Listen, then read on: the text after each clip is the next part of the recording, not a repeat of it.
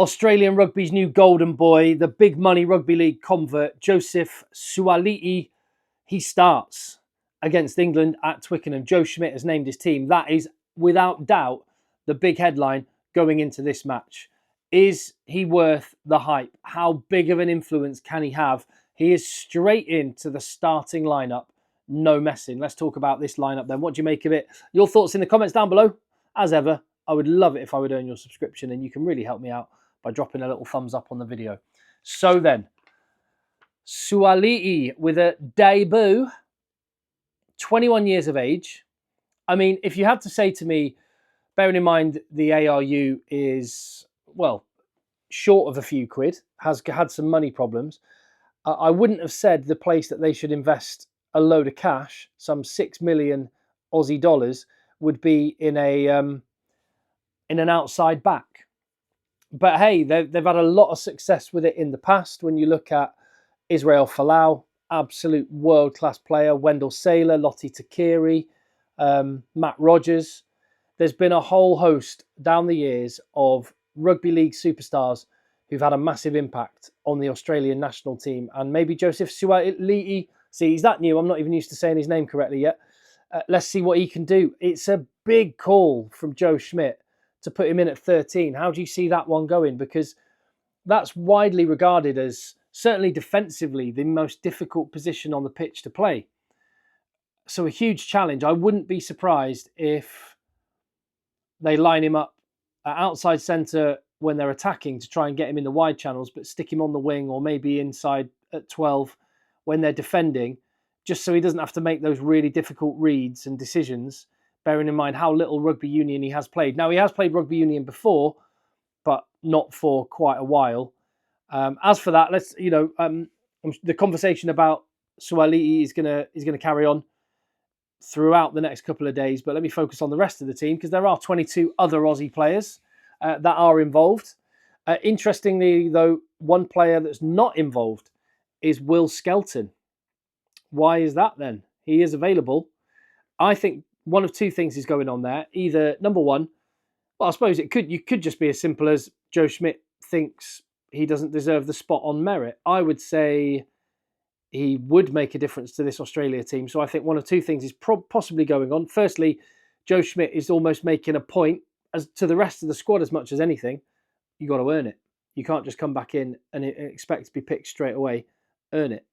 So maybe there's a bit of that going on, just for the whole morale of the squad as a whole. Secondly, and this could be just as likely, Joe Schmidt is going to try and play quite fast and quite loose, and Will Skelton doesn't fit into that particular way of playing. That could well be the case.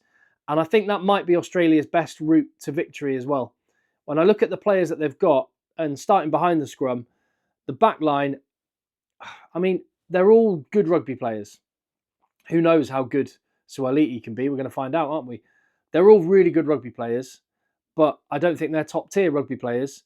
But they seem to do quite well when they're all on the same page. And I think Joe Schmidt tactically is brilliant, and that's going to come to the fore in this match. No Korombete, no Karevi, so they're lacking a bit of power. I wonder if that's why they're going for a bit of speed, and maybe that's why there's no Skelton. Looking at the actual pack, they do have some really quality players. I'm going to remind you of the England team in a minute and pick a combined 23-man squad. So if you had all the Australians, all the Englishmen, which combined 23 would you pick? And it does give you a bit of an indication about maybe where the balance of power in this one lies.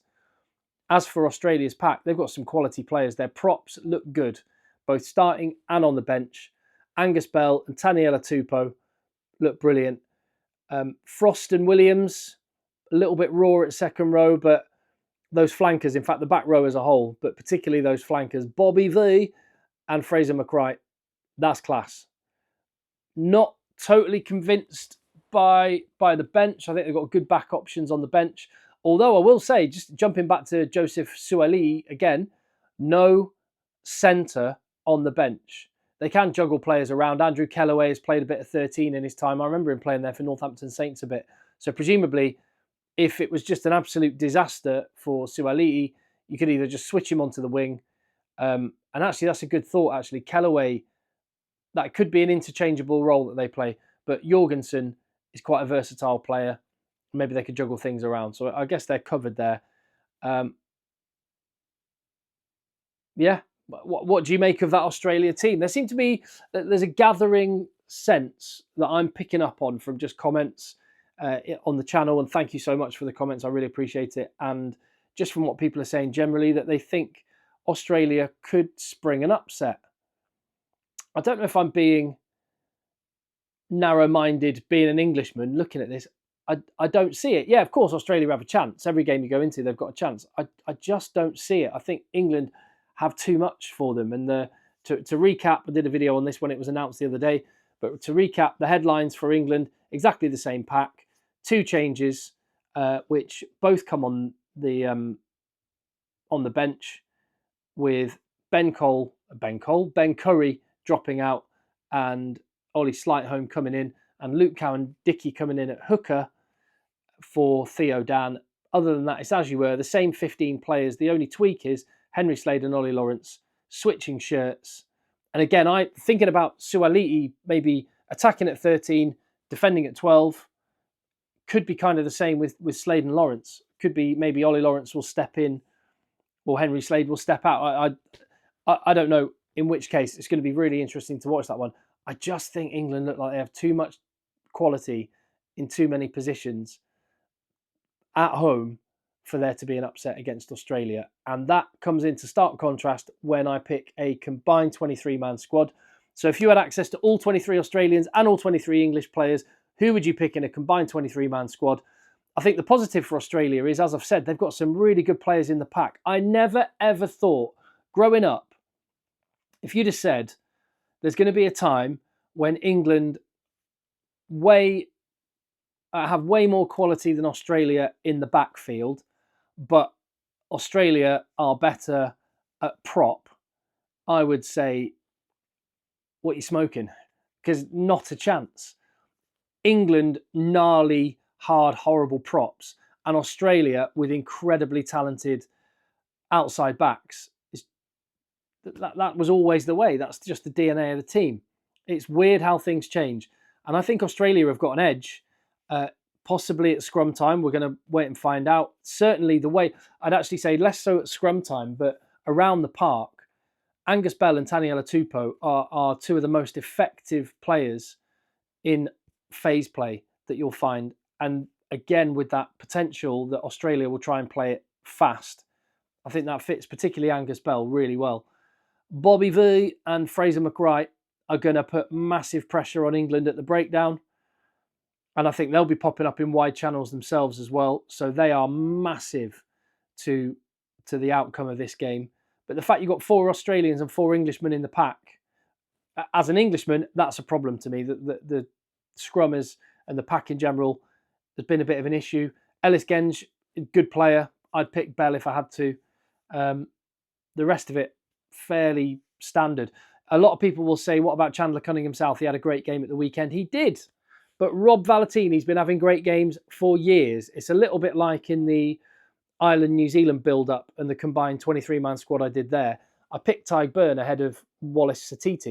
And there was quite a lot of comments going, what you want about? Satiti's amazing. Yeah, he's been brilliant for a couple of games. Tyg Byrne's been brilliant for years. So I had to lean on that.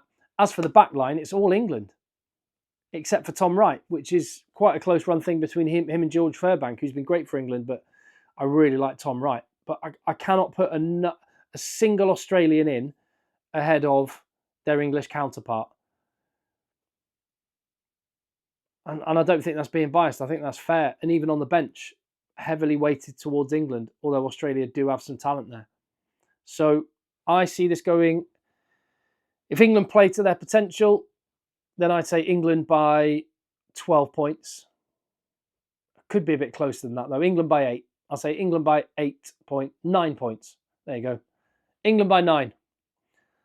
But Australia absolutely have the potential to cause an upset.